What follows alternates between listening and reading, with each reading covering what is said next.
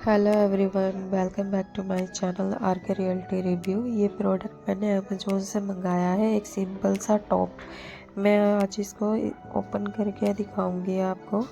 ये मुझे है 400 का पड़ा है, बट ये जो फ़ोटोज़ में दिखाया गया है वैसा बिल्कुल भी नहीं है। ये मेरे को बिल्कुल ही टोटली डिफरेंट टॉप आया है।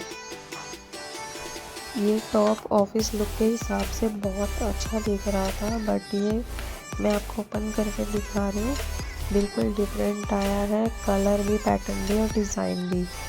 तो प्लीज़ आप इसको परचेज़ मत करिएगा। एक तो ये कॉस्टली है और देन वेस्ट ऑफ मनी रहा ये मेरे लिए। अमेज़ोन पे एक शॉप है, उसका नाम है रियल फैशन, तो आप उस शॉप से शॉपिंग मत करिएगा। थैंक यू सो मच मेरी वीडियोस देखने के लिए। Please like, share and subscribe.